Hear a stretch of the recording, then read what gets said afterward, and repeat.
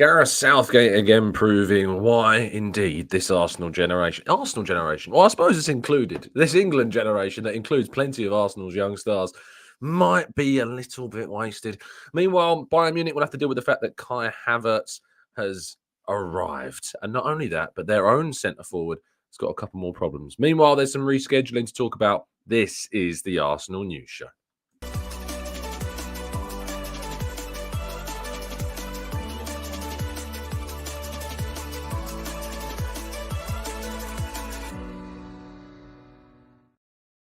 Hello and welcome to the Gooner Talk, back again with you guys for another episode of what is the Arsenal News Show, joining you every single morning at 8 a.m. UK time. Thank you as always for joining me and making this a part of your morning routines. It is very much appreciated. I hope you've had a fantastic weekend so far and that you're doing good and well.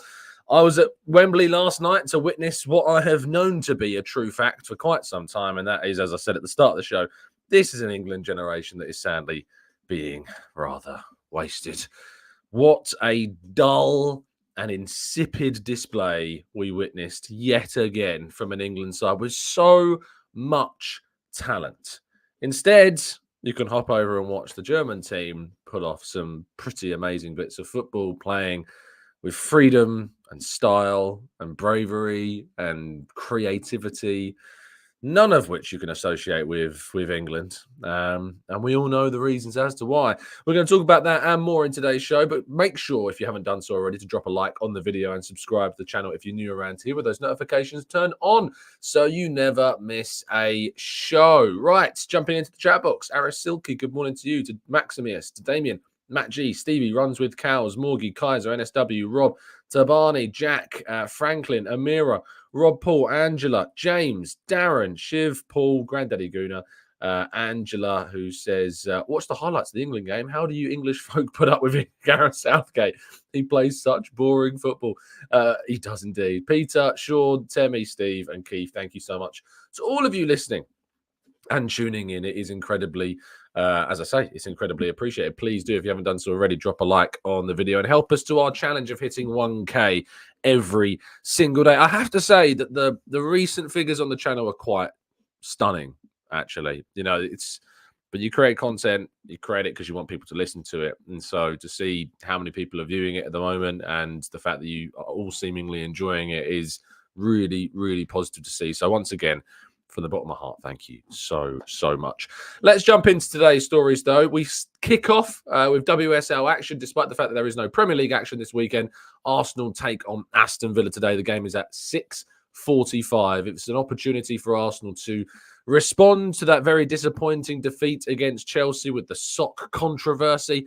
And Arsenal, of course, beat Aston Villa rather handily in the Conti Cup semi-final. So you'd think that there wouldn't be too much to worry about. Yesterday, we saw Manchester City beat Manchester United to give themselves a 3-0 lead over Chelsea, who will play tomorrow, I believe. They do indeed play tomorrow. Is it tomorrow? I thought it was, but now it's saying it's not. Maybe there isn't. Oh, yes, it is. Sorry, it's today at 4:30. My screen is going weird.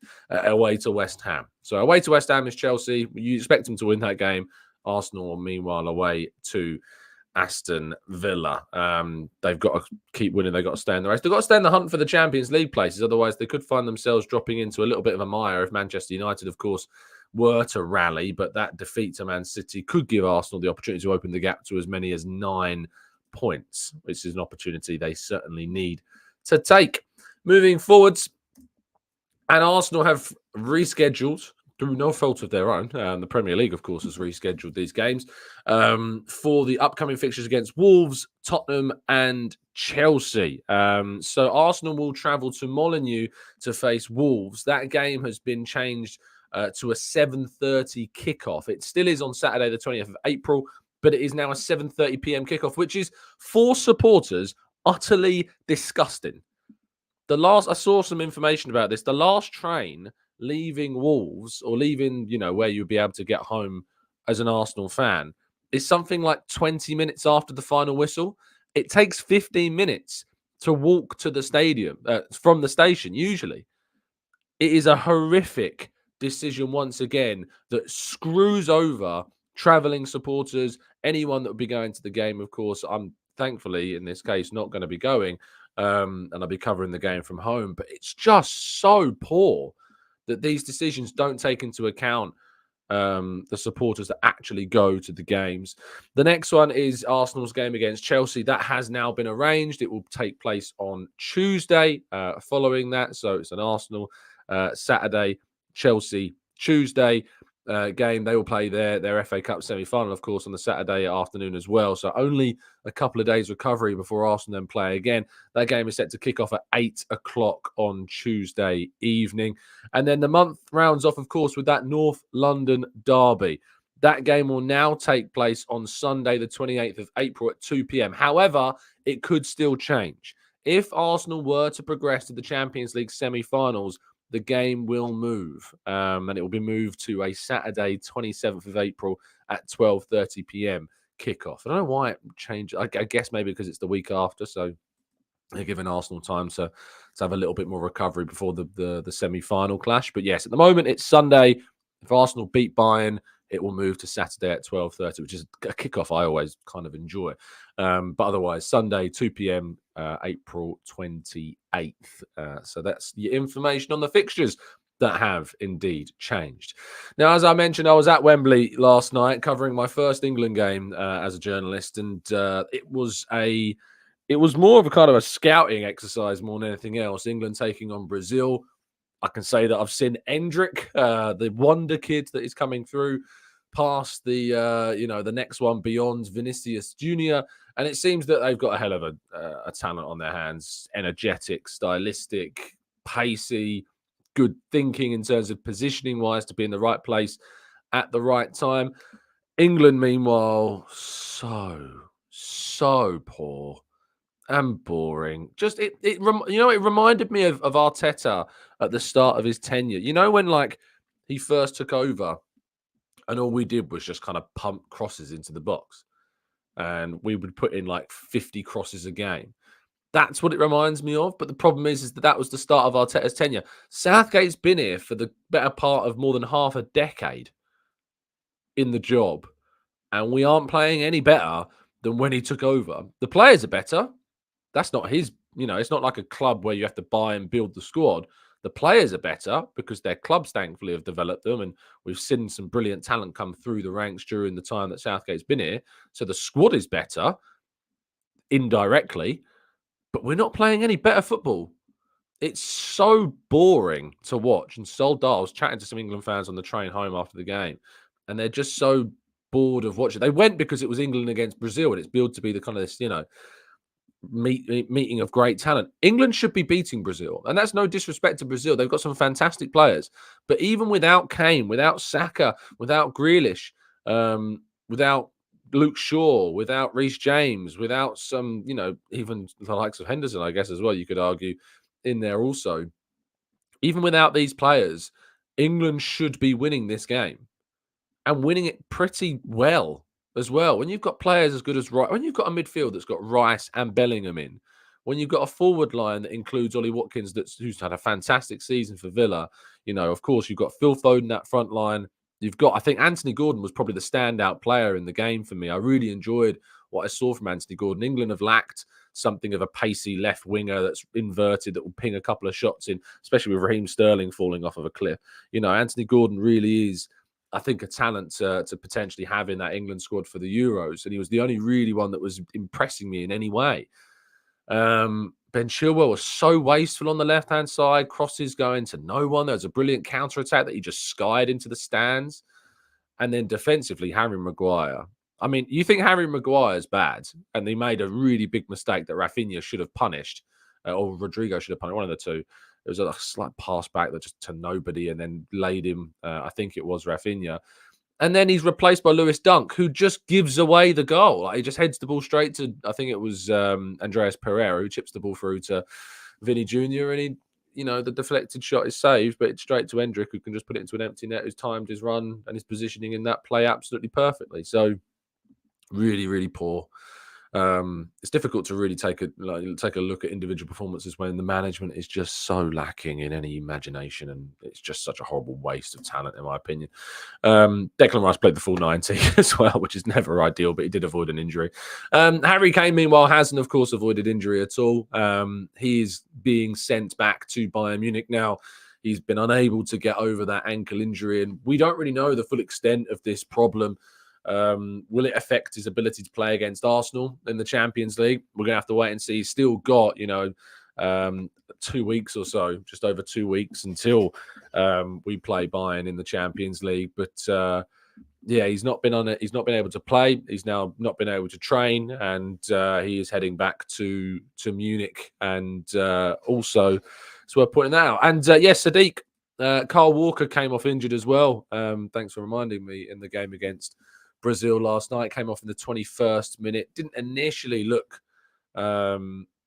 anything kind of too serious. I don't know if it was a hamstring injury. He did chase back to kind of stop a goal line shot, from going in from Vinny Jr. in the first half. I don't know if he twinged his hamstring. Southgate afterwards says, we don't know yet. He's feeling something, but he is not a player who is injured very often. So he's not quite certain what it is. So it is something we have to assess in the coming days. So it's a little bit up in the air at the moment as to what is wrong with Kyle Walker. Temi says he's faking it. We don't know. He isn't the type of player that tends to do that type of thing. So one to keep an eye on for sure. But our headline story of the day, before we move to part two, is the brilliance that is Kai Havertz. Kai Havertz scored in Germany's really entertaining game against France, in which they went to France and won 2-0. Brilliant Florian Wirtz opener in the first minute.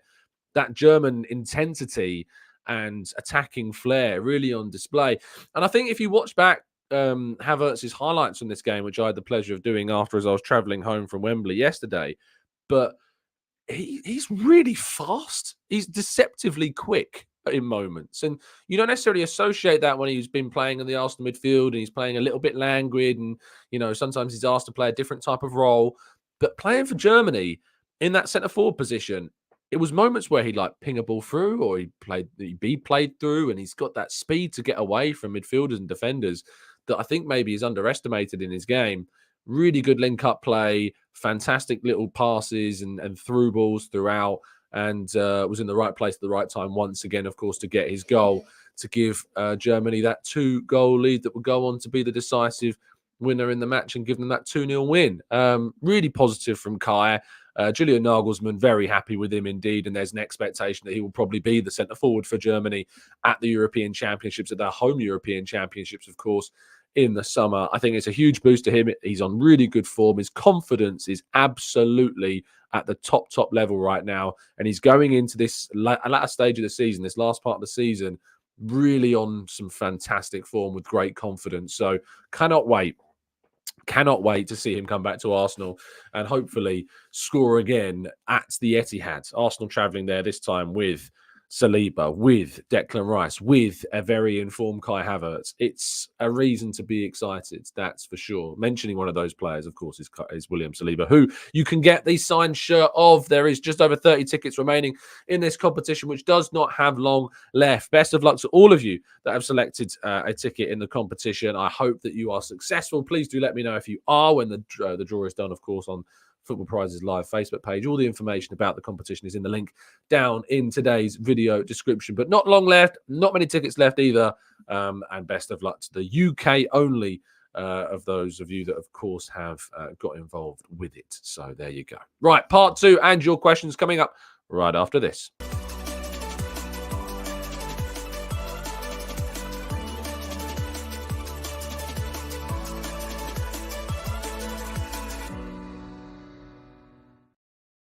Okay, part two. Time to get some of your thoughts in the chat box. I was going to say, and I'm really annoyed I didn't say this before. I was going to say that I was looking forward to people watching the England game yesterday and then using that as a game as to the reason why Ollie Watkins shouldn't sign for Arsenal. I was gonna say it at the start of the show. And I'm so annoyed I didn't, because I jump, as I often do. I've got like the chat box scrolled up usually to read some of the earlier comments, and so I scroll back down for part two. And I was gonna say it, just expected to see something. And Izu has fulfilled my hope that someone in the chat box would almost immediately leave a comment like this. Izu says, Watkins struggled. That's why when Osimhen struggled not to score much at the AFCON, some of you said he's overrated. For the record, everything that I've said in relation to my preference of Watkins over Osimhen as a potential signing, none of that related to the African Cup of Nations. Nothing I've said in the last couple of shows has even mentioned Osimhen at the African Cup of Nations. So just to make that clear, but yes, it was so predictable that we would get one of those comments. I actually had someone yesterday say that I was biased in my view of Ollie Watkins. I asked how I was biased, and they weren't able to explain how it was. I was kind of expecting them to go, well, you're English, he's English, so there's the bias, when people kind of know my dissatisfaction with the England national team and just in general my preference of club football to here, when the England national team is like here for me. So yeah, I was expecting it, but when you can't even tell me how I'm biased, it does kind of fall by the wayside a little bit. Winning Ways says Southgate needs to go ASAP. We literally have the best squad and we can't do anything. John says, with Newcastle apparently under pressure with FFP, which one of Isaac, Bruno and Gordon would you sign? You can probably throw some other players in there as well, potentially as well. Sandro Tonali, of course, out, banned at the moment, but a very good midfielder. Botman also injured, probably out until the end of the year, perhaps, but another very good player. I think Isaac is the obvious one. Bruno Guimaraes, potentially. It's one of those two, I think. Gordon, of course, on the left-hand side. We've got Martinelli. But I think both Isaac and Guimaraes have got big shouts to potentially start for Arsenal. So, yeah, one of those two. Tizer says, did you see Arsenal women have a higher average attendance than 10 Premier League clubs? Well done, Arsenal. Now change the manager and the goalie in time for next season. There's certainly improvements that can be made to the women's team, but one thing that doesn't need to be improved, but just needs to be continued at this level, is, of course, that attendance is stunning. It shows you that the sexism and misogyny that exists in this world, Arsenal are doing absolutely everything, and their supporters are doing absolutely everything to combat that and tackle that, which is so fantastic to see. So for all of those who leave comments saying we don't care about the women's game, screw you, we don't care. It's a fantastic sport, and it's seeing some fantastic support. Dickens says, hello Tom, would you take Havertz as a left-sided 8 and leave Kai Havertz to play centre forward? Dickens, if Arsenal can get their hands on Florian Wirtz, do it. Stunning footballer, brilliant player. Him and Ødegaard as kind of two attacking midfield pair with Rice in behind, Havertz up top. Oh, you're making noise. You're making me make noises now. Florian Wirtz would be an unbelievable acquisition by Arsenal. I just don't think it's possible. Sam says, hi Tom, the Havertz hate is so real for Arsenal. My group chat blew up and said to look at the Germany game, and he is balling better than that overrated City winger that they didn't like. Jeremy Docker is in the mud at this point. Absolutely in the mud. Amira says, is Kai Havertz single-handedly keeping Shakira's career alive right now? I mean, I haven't heard much about Shakira, to be fair, recently, other than this song. Clive says, you are okay to like any players you want. Free world. Watkins showed enough in a horrible team setup. And this is the thing. It's like, everyone is entitled to their view on it. My view is that I lean more towards Watkins than I do towards Osimhen, because stylistically, I think he would suit Arsenal better than Osimhen would. And I think price-wise, I think potentially he would be better than what Osimhen would. But that doesn't mean I don't like Osimhen. It doesn't mean I don't appreciate Osimhen's qualities and what he is as a striker. I just think I lean towards Watkins as a player that Arsenal would go for. But neither of them are my first pick. I've certainly got other centre-forwards that are on my list, like Isaac and like Gyökeres, that are ahead of both of those for me in terms of who I would go for. Winning Ways says, you lot think Isaac is going to score 25 plus goals in all competitions, Champions, Premier League, FA Cup, etc.? No chance. We need elite now, and Gyökeres or Osimhen all day. I think you'd be surprised. If Isaac can stay fit, which obviously is a bigger question, and Winning Ways, Ivan Toney is not better than Alexander Isak. Not a chance. Not a chance. Technical ability of Isaac is on a different scale to Toney. Like his ball control, his versatility, his running, his movement, so much better than Toney's, in my opinion. So, yeah, just not for me. Isaac, I think, if you put him into this Arsenal team and he's got that ability to play in an Arteta system, I think if he was able to stay fit, which is always the big question, I think would flourish. Really, really would flourish indeed. Anne says, Foden is unbelievable for Manchester City, Saka level, but for England, had 0 touches in the opposition box. Explain that. Southgate out. I don't think Foden's best position is on the right. I'm not sure that it is his best position. He was very isolated. I think it was to do with the system. Absolutely. I think you're right. But I think in the England setup, he's better playing more internally. If he plays on the left, he plays more internally because he's left-footed. So as a left-footed kind of more of a midfielder rather than a winger, he does tend to come inside a little bit more and play close to the striker. At the right-hand side, he is skewed more out wide right so that he can take the ball and then cut in on his inverted left foot. So I don't really like Foden for England on the right. I think there are the far better places in the team for him. But still, it's all about the system. If the foundation isn't there for you to flourish, what are you going to do? I don't know. Vegas Gunner says, what did you think of João Gomez? And why did the manager play Rice with a full 90 minutes in a friendly? Because Rice can do it. That's probably the reason. Rice's attendance record, his reliability, his injury record are all fantastic. And so that's why he can be relied upon to play those minutes. And that's why he does get relied upon to play those minutes. I'd hopefully like him to see him get a rest against Belgium, but he probably won't. He probably will start that game, which sucks, but it's the reality of it. Clive says Foden lacks presence, whereas Bukayo Saka certainly doesn't. Rob says Bellingham was so embarrassed at Southgate's over-reliance on him that he faked cramp to get out of there and showed the manager's lack of ideas. What a waste of a golden generation. I don't know if that's true. It's quite the conspiracy theory, Rob. But you're entitled to come up with the man hat ideas. Matt G says, Tom, you are biased towards Watkins because if you put Watkins and Canton together, you make the word waistcoat. That can't be true. Is that true? that's mental. But are you using an extra? No, you've just spelt my surname wrong, Matt. But other than that, yeah, you absolutely. I think you can. Yeah, Waistco. We're missing an extra. No, we have got the extra A as well. That's quite incredible, Matt. That's easily comment of the month, I think, to be fair. I think that's easily comment of the month. That's some quite quick thinking there. So there you go. Benjamin says, fave Pearl Jam song now that you finally become cultured to find them. You say that, and I have been sent so many messages in the last 2 months that are Pearl Jam songs. I couldn't tell you the name of one. Could not tell you one. Not one. Because it's not my music, guys. And people are interested in different things. It's just not my thing. You can keep sending me links to their songs and I'll keep not listening to it because I'm not interested at all. Let's go to Connor, who says, Isaac is too injury prone. Watkins is too small. Watkins is too small. I don't get this. This whole idea that Watkins apparently how tall is Watkins? He's 5'11".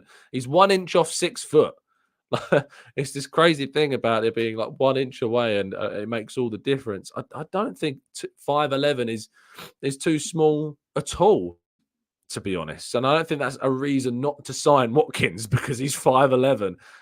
He says Ozyman is not consistent enough. Tony is not good as the rest. Gyökeres is unproven. None are perfect. And I agree with that point. None are perfect. But if the only reason that you've got for not signing a player is because they've not been proven in the Premier League, despite the fact that they've scored 20-plus goals in the second tier of the English leagues, I think he's standing in pretty good regard. Clive says, is Havertz now on form Arsenal's best player? I think Havertz at the moment in 2024, alongside Saka and alongside Benjamin White, are the 3 players. You could argue Kivior is in there as well. But those 3 in particular, Saka, Havertz and White, in 24 have been so good. Their confidence is on another level. It's not even confidence. I think it goes beyond that. It's just that self-assuredness that they have been given in this Arteta team. Havertz came in as something of a bit of an Ødegaard. Yes, Ødegaard people has been excellent as well. It kind of goes without saying at this point. Ødegaard's been amazing. But the thing about Arteta's style as a manager is that if you are trusted by him, and that is a big factor because there's a lot of players that haven't been trusted by him, which is fine because we've moved them on and we've built a squad of players that he does, I'd say 95% of, do trust. He gives you there's something about his management style, there's something about his system, there's something about how he manages players. It's just something that certainly Arteta used to be criticised for was his man management, which I think these days, it's just stunningly good what he can do with a team or with an individual. It gives players that self-assurance, that self-confidence that they are more than good enough and that they are in this team because they deserve to be. And it just gives them a freedom. It takes away the weight in some manner.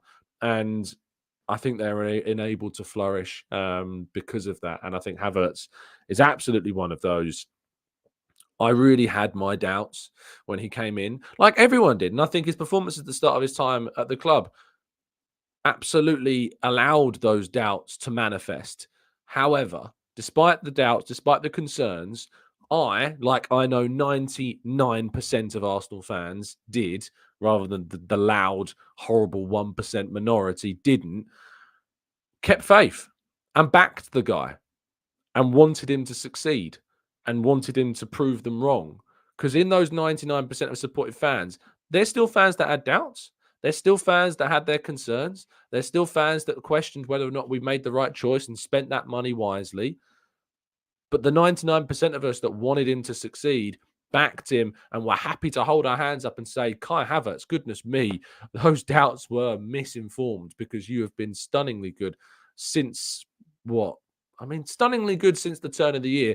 Very good since probably, November time when he got that goal against Brentford and has not really looked back since then. So, yeah, what a great player. Great signing. Really, really different. The difference maker for Arsenal this season has Kai Havertz been. Every signing we've made bar Timber, and that's only because of injuries, has been a difference maker for Arsenal. And when you measure a team's recruitment, when you measure a team's transfer policy, when you measure how a team bring players in and who they bring in, if you're having hit after hit after hit after hit in recent times, the most desperate amongst Arteta critics are those that say things like, what about Cedric? What about William? What about Marie? Bring up the signings at the start of his career like, oh, but it weren't perfect. It's not been perfect. Oh, get in the bin, people. Look at what this club has done. Look at what this squad is now. Look at where it is and look what it's doing. It can all have, you can keep your Cedric moan, you can keep your William moans, etc., etc. Arsenal's recruitment has led them to become a successive title challenger and put themselves back not only in the Champions League, but in the last 8 of the competition for the first time in 14 years, at the first time of asking in Mikel Arteta's tenure. I mean, I'm going off on one now because it's so easy to wax lyrical about the processes that this side and this club have gone on in the last 5 years. So easy to wax lyrical about how good it has been, how progressive it has been. So, yeah, anyway, Clive just sets me off. Something about that man. I don't know what he does. He just sets me off.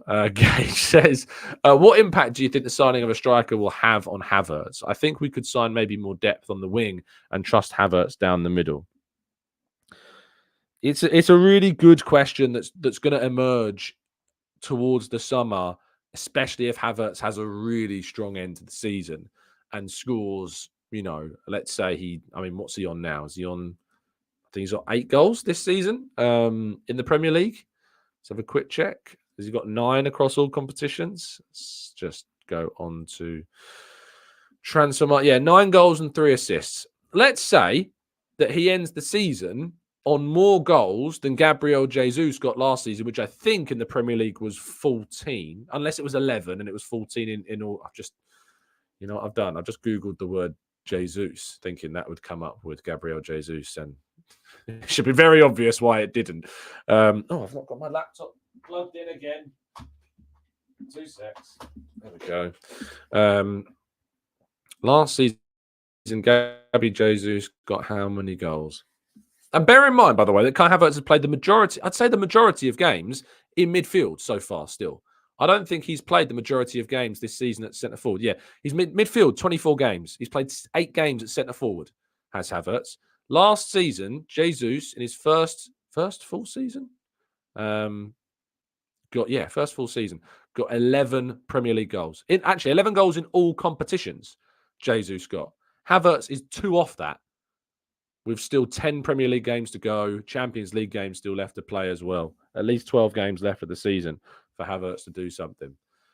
If Havertz was to score and get, say, 15 goals, and score 6 between now and the end of the season, which is very possible, easily, there's a real conversation about that centre-forward position to have. What I do think is that what that might mean is it changes the way in which we approach the position from an investment standpoint. And what I mean by that is that Eddie Nketiah, for me, still needs to be upgraded upon. You know, you've got Jesus, you've got Havertz. You've got these 2 options here. You've got Trossard as well. You've got your Trossard as well as a potential option too. So that's 3 centre-forward options. I think that Jesus needs to become more of an option as a wide player. And I think that wide option that Jesus could offer as a depth for Saka on the right. I mean, just remember who we played against Man City in that 1-0 win earlier this season. Our front 3 against Man City when we beat them 1-0 was Nketiah, Jesus on the right, and Trossard on the left. So when you've got Havertz and you've got Trossard and you've got Jesus, I think Jesus can potentially look to be a wide option for us moving forwards. If not, I think we can definitely go and sign a wide player. I think there's a lot of wide players that I quite like out there at the moment. And then you might want to look towards a young centre-forward option. And then you start looking to kind of the Benjamin Seschos of this world. You start looking to the Santiago Jimenez of this world, maybe more so than your Gyökeres and your Isaacs, etc. Maybe you look to your 20-year-old centre-forwards rather than your 25-year-olds that you can get on a cheaper deal, but improve and upgrade upon the options that you've got. Equally, you could look at Havertz, Jesus, Trossard, and I mean, even just those 3, you could look at those 3 and go, that's enough.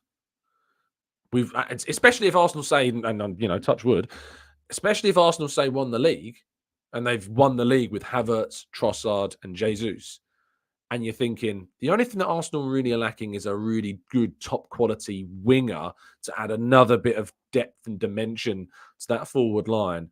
And for me, I think the biggest signing in the summer is a midfielder. It seems mad considering that we signed Declan Rice last summer and we've still got Jorginho and he's expected to stay. And, you know, and Odegaard is where he's at and things like this. But there's something about it which is making me think that the midfielder might actually still be the most important signing we make in the summer. And if we were to get that wrong, it could set us back a little bit. So I'm not yet convinced that the centre forward is going to be the big signing of the summer. There is part of me that thinks the midfielder is going to be the big signing of the summer and needs to be the big signing of the summer. But I guess we'll wait and see. I'll tell you, though, the majority of fans will not necessarily agree that a centre forward isn't a necessity.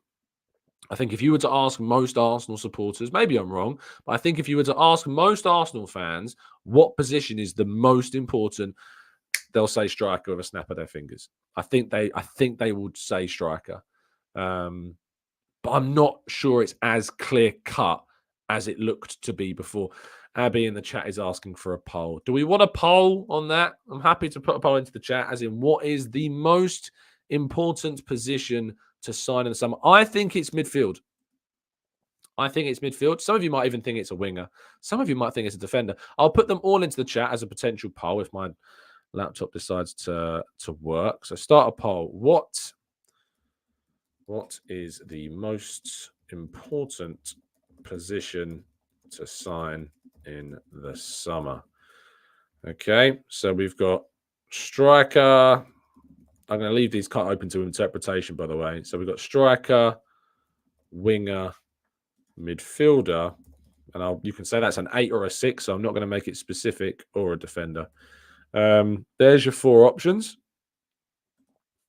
Get your votes in now. That is going live. That is live. You can vote on that poll. So get voting on the poll in the chat. But you don't need to leave your comments telling see everyone going, striker, midfielder. It's a poll. Just click the option you'd like to click. It's as simple as that. Elliot says, sorry, Tom, I still need to obtain a top striker. If you want to be a top side, you need a top striker. It's not necessarily true. It's not necessarily true. Manchester City have shown that you don't necessarily need an elite striker to be an elite club. They have shown that, Tata. Liverpool have shown that you don't need an elite striker, an elite recognised centre forward to be a top side. I'd argue that potentially after Lewandowski left, was there not a period like a season where Bayern Munich still won the league? I know you could argue it's Bayern Munich, but I'm pretty sure they still won the league with Choupo-Moting as their only like out and out centre forward.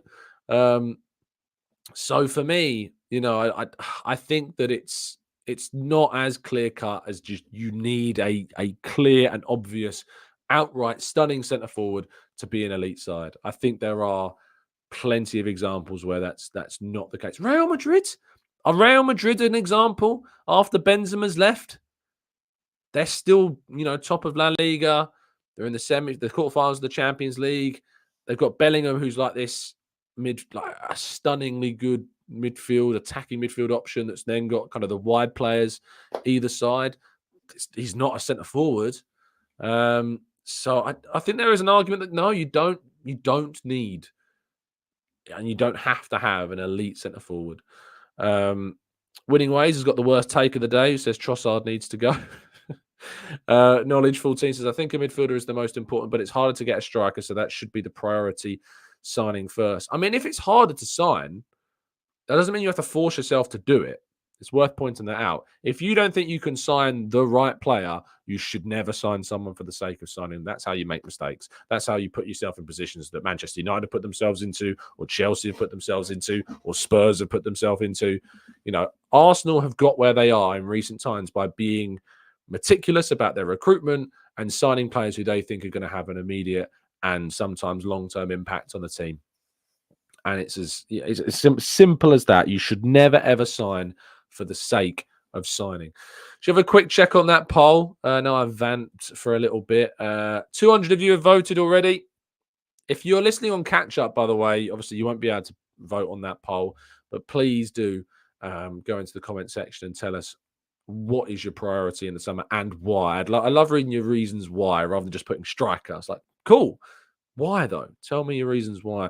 42% of you agreeing with me at the moment saying midfielder, 35% saying striker, 19% saying winger, and 4% saying defender. We'll have a quick checkup on that towards the end of the show, if I remember. Nick says another utility forward, possibly Mateus Cunha of Wolves. I'm not sure he's of the level required quite. Leo says we need a big defensive signing, someone who can come in and compete with Saliba and Gabriel. I think we do need someone like that potentially, but I think we need a versatile option. I think we need someone who can play like White can and like Kivior can. I think we need another one of those defender, and I think we've got great coverage in the defense. Just one more. It could be that Timber proves to be that player, but I still think we need 8. I think we need 8 defenders that could all potentially start games comfortably. We've got 7, but I think we need 8, and I think we need one more. Rob says, I can't see anyone prying Zubimendi away from Real Sociedad. I can. I think he really could potentially leave this upcoming summer transfer window. Izu says, which 2 players would you love to see at Arsenal come the summer to make us better? 2 players. I do look at Gyökeres as kind of my number 1 centre-forward option at the moment, so I'd probably lean towards Gyökeres. Midfielder is tricky because I don't necessarily think I could... Yusuf Fofana, I think, is a great, great player. And I'm surprised that there isn't more being said about Yusuf Fofana. I'll give you a reason as to why I think Yusuf Fofana is the player for us. Not only because of the fact he can play as a 6 and the fact he can play as an 8. But let me read you some of the all-round progressiveness of this player. 93rd percentile for progressive passes, 77.85 per 90. Successive take-ons, 1.41 per game, which is the 90th percentile for players. In terms of his attacking stats, I mean, he's non-penalty XG, 77th percentile for a DM. 80th percentile for shots for a DM.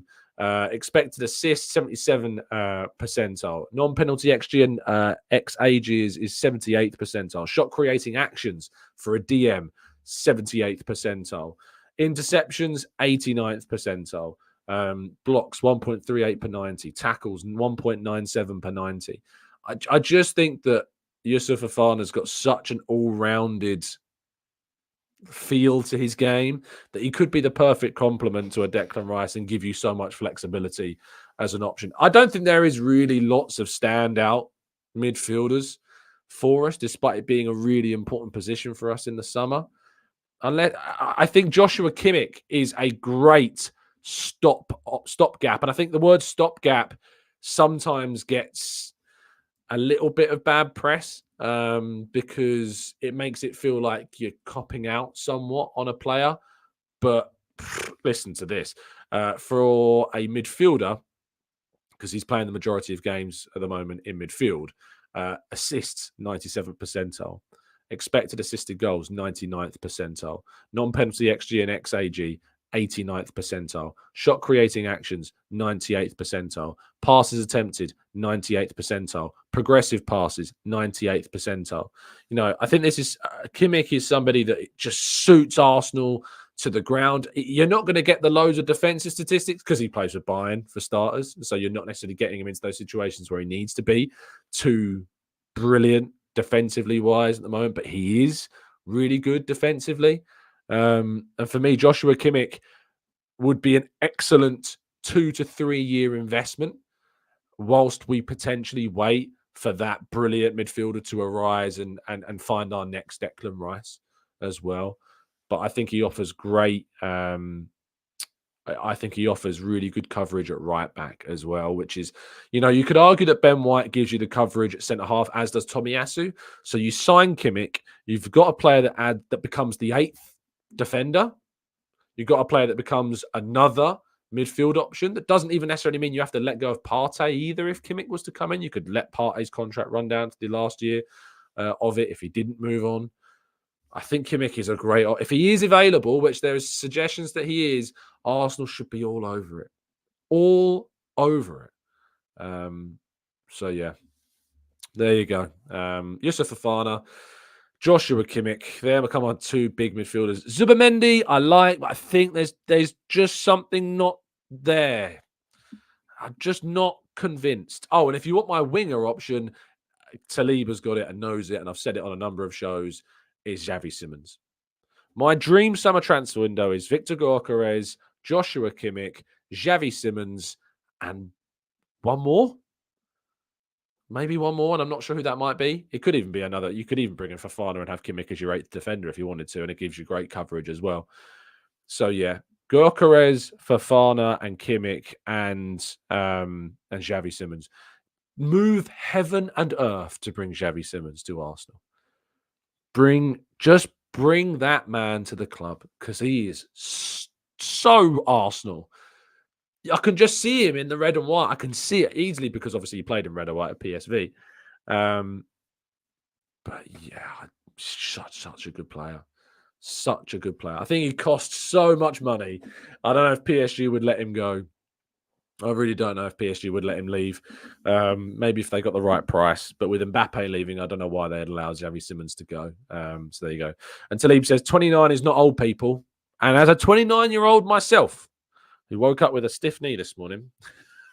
I don't know what was with my knee. I played Soccer Social on Friday, and I think I may have just tweaked it. But as a 29-year-old myself, I can attest that 29 is not old, people. I will not be having this. A 29-year-old for 3 years is I mean, Jorginho. Just look at the Jorginho deal and how good that's been for us. Stop thinking that certain types of deals, like if you're going to spend 80 to 100 million pounds on a 29-year-old, then we can have a chat. But if we're spending 20 to 30 million pounds on Kimmich, I'm sorry, but it's just not one that you can turn around and say, oh, he's too old. It just doesn't work. It's just lazy. To put it bluntly, it's just lazy. It's really, really lazy. There's over 1,100 of you watching, nearly 1,200 of you watching live. Thank you so much for the support you continue to bring to the channel. I'm probably going to stick around for a little bit longer and take some more of your questions. But if you haven't done so already, please do drop a like on the video and subscribe to the channel if you're new around here with those notifications turned on so you never miss a show. It is our aim this season to try and hit Emirates Stadium capacity in terms of subscribers, which is 60,700 and something. So if you aren't subbed to the channel, please make sure you are. I can also see that there is over 300 of you watching on Twitter. I've been reading out loads of these questions. You've probably seen if you're watching on Twitter and you're thinking, how can I get Mike? I've got a question. I'd like to ask Tom this. Well, you can. Get off Twitter, get on YouTube, get into the chat box, throw your question in. It's as simple as that. We do this every single day at 8 a.m. Every day. Every single day. So we're always here, always talking about Arsenal, always answering your questions. John Rock says, would you take De Jong? Barca needs to sell. Potentially, yeah, potentially a good option. I think I've talked about it before. I do think that De Jong would suit the Arsenal style of play quite nicely. Rancy says, how's the poll going on? Should we do another poll check? Must be over 400 of you voted now, surely. It's counting up. We're on 370. We're getting very close. 42% say striker. It's changed. It's flipped. We've got the striker votes coming in now. 42% are saying striker, 36% saying midfielder, 19% saying winger, 3%, which is more than it was before, I think. Or maybe it was 4%, say defender. So it's flipped, just a few minutes and it's flipped. But as I say, if you're listening on catch up, let us know in the comment section down below which is your priority for the summer and why. Please do tell us. Let's go to Aaron says, what, every day at 8 a.m.? You sure? Yes, every single day. I did this on my wedding day at 8 a.m., mate. That's how committed we are. When I was on my honeymoon, we recorded 14 shows before I went, and they went out once a day. Clive was on one of them. I think Clive was on my honeymoon series. He wasn't on my honeymoon. He was just on the honeymoon series. But yeah, we are. If you've wanted a committed YouTube channel, if you wanted one that you are convinced will bring you a updated show every single day, this is the channel for you. And it's every day at 8 a.m. It's the same time, same place, all the time. Winning Ways says, I like Kimmich, but for a few million more on the table, I would go for a Barella. I don't think it's going to be a few million more, though. I think it's going to be a few 10 millions of more, if that makes any sense. Gagan Preston says, what's the latest on Martinelli? Don't really have one. He's still healing from the cut that he suffered against Sheffield United. And we'll hear from Arteta, of course, in midweek. I don't know if he's been able to be involved in any form of training yet. I think they're just being very cautious with the injury that he suffered. Alvamont says, is the wife also a Gooner? No, she's not. She's not. She's a Charlton fan, big Charlton fan. So, and their whole family, or her dad's side is Charlton, her mum's side is West Ham. And so it's a lot of London, a lot of London rivalries going on there. So it's always very interesting, always very interesting indeed. Maya says people need to realise that the players like De Jong and Kimmich want between 600 and 750k a week. Do they?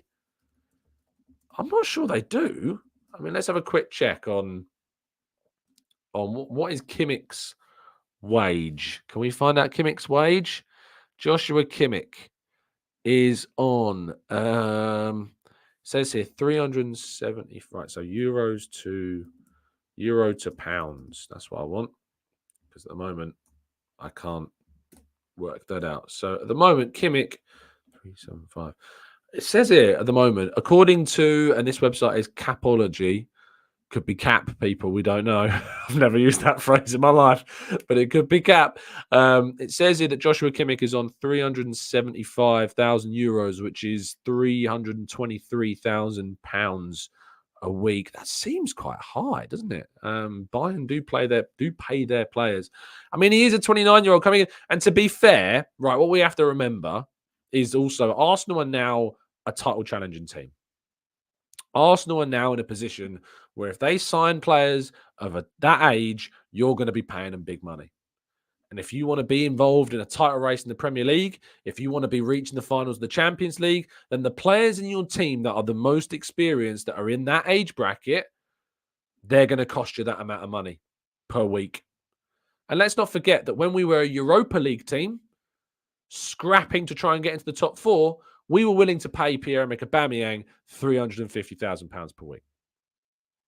We were willing to pay Ozil way before. Sorry, I think it was £300,000 per week for Aubameyang. We were willing to pay Ozil £350,000 per week when we were scrapping to try and get back into Champions League football. So don't for a second think that Joshua Kimmich wanting £300,000 per week as a world-class elite level player and him costing that amount of money, and that's how much he's going to want. His demand's going to be £300,000 to £350,000 per week. Don't think for a second that's too much for Arsenal, because Arsenal in 2024, in the context of this club, we're paying those fees. We're paying those fees. Sorry, but we need to get our head out of the mindset that we don't pay that type of money for players anymore, or that we shouldn't be doing that. We absolutely should. We absolutely should. Luke says there's only 400. Sorry, this can't be true. This might be the most inaccurate post of the day. Luke says there's only 400 likes on the show. That can't be true. That can't be true. Let me have a quick check. Surely, Luke. Oh, my goodness me. He is not capping, as the phrase goes. Wow. Make sure, if you haven't done so already, to drop a like on the video. We try and hit 1K every single day. So please do help us out. If you're listening on Catch Up, if you're listening on audio platforms, this is also available on Spotify and all of that lovely stuff once it's finished being live, but you can only watch it live here on YouTube. Make sure you hop over and drop a like on the video also. John says, yes, we are a very attractive team now, Tom. Players will want to come to us. Absolutely. Without question. Players will want to come and join Arsenal. Players will want to be playing under Mikel Arteta. Clive says, Neto for me is the perfect wide signing. Do we think Wolves have made him an injury risk by continually bringing him back too soon? And should Arsenal risk it? Now, Clive, if you watched my dream summer and my rating, I think we did a dream summer window with DG, Gooner, and we did a tier list of all of Arsenal's linked transfer targets with Harry Symeou the start of this week. If you watch those two shows, we talked a lot about Pedro Neto. And we both agreed, me, DG, and Harry, all agreed that Neto would be a fantastic signing if, and it's the biggest of ifs, he didn't have his injury record. And I'm usually one to kind of be quite lenient with injury records, because I think, what's the point in, we've signed Partey, who was never injured, and then he comes to Arsenal and he's injured. So who are we to say shouldn't sign a player because they've got an injury record? Because whether they've got one or not, there's always a chance. It's just luck of the draw, isn't it? But there's something about Neto's injury record which stands out more than any other player. He cannot stay fit. Is that because Wolves rush him back? Is it too late to recover that situation? Does it mean if he moves to Arsenal and Arsenal are more careful with him? I mean, are Arsenal careful enough? We arguably rushed Gabriel Jesus back somewhat, and I think he's paying a little bit for that with some of the issues he's had post-surgery from the World Cup injury he suffered. I'm not sure, Clive. I think Neto is one step too far for me to commit to, and especially because I think he'd cost 60 million plus from Wolves as well, which is a big commitment. I'd rather go Xavi Simons. Xavi Simons for me is the one. Alvamod, thank you so much for your kind donation. That is really kind of you. Sam Lowe has also been a member for 20 months. Amazing. Thank you for the kind support. You can also be a member of the channel if you want and want to support us. It helps us improve things like this lovely camera, which allows me to hold on. Whoa, zoom right into the face. Yes, so things like that. We improve the structure of the show, the infrastructure, the lighting you can see behind me, which now with this new camera looks so nice compared to what it used to look like. It used to be like glary on the back of the show. If you watch like shows from like a few months ago, this will be like glowing, like I don't know, something out of Alien versus Predator, basically. But with the new stuff that we're able to invest in the channel because of the support that you bring to it, it makes yes, John, I do have a massive head, which this camera does love to highlight in all of its glory. I remember when I had someone leave a comment saying, Tom, you need to find special hats because when you wear a hat, it makes your head look awfully big. No, it doesn't make it look big. It just is. I just have a massive head. Like it's all that footballing knowledge. It's all that ability not to lose my head and be abusive when Arteta don't win. That's where it comes from. Bjorn says Captain Odegaard had an average game. Not great, but Haaland was worse, which is good news. He lacks form at the moment as well. I think, yeah, Haaland. I mean, for Norway, there's always question marks. And Bjorn points out that Oscar Bob won't start for City anyway, even though he scored a brilliant goal. Oscar Bob's a real talent. City have got another one. It's a shame. But yeah, he's got some talent, that kid. He could go all the way. Adam says Ramsdale wasn't in the squad yesterday. As Arteta killed his playing. Yes, he was. He was in the squad. I'm pretty certain he was in the squad. England, Brazil. I'm almost certain I saw Ramsdale on the lineup yesterday. Almost certain I saw him on the bench. Yes, he was. Yeah, Aaron Ramsdale was definitely, and I saw him after the game. He was absolutely in the squad, Adam. So you might want to double check that one. Shall we do a poll update?